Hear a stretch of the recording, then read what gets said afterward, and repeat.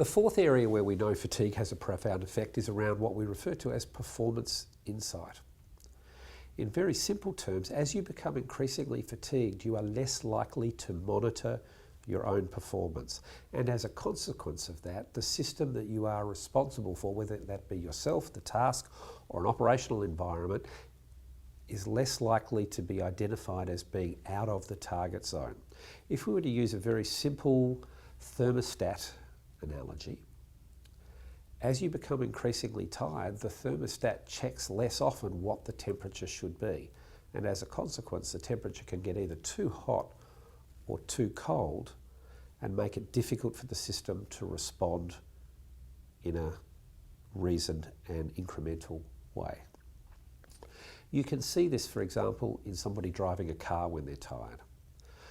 Two of the most profound performance changes that we see in a tired person driving a car is that they will either drive the car too fast or too slow.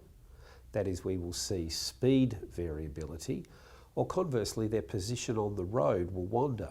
The classic fatigue-related accident is where somebody drives off the road and fails to notice that they are no longer on the road surface, or what has been referred to as steering lane variability.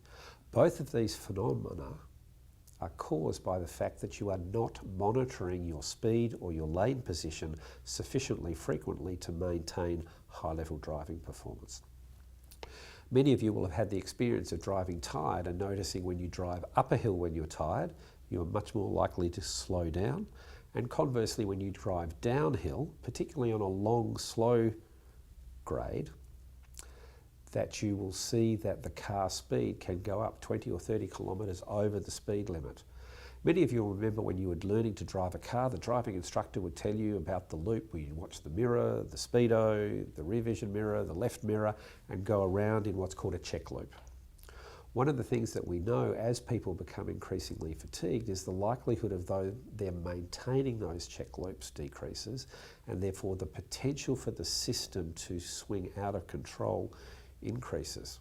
Indeed, some of the great fatigue-related accidents in history are perfect examples of this.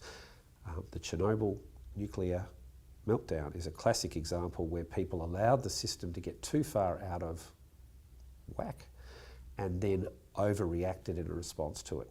You will see the same thing in a tired driver, that they will often veer onto the verge and then overcorrect and come back into the centre.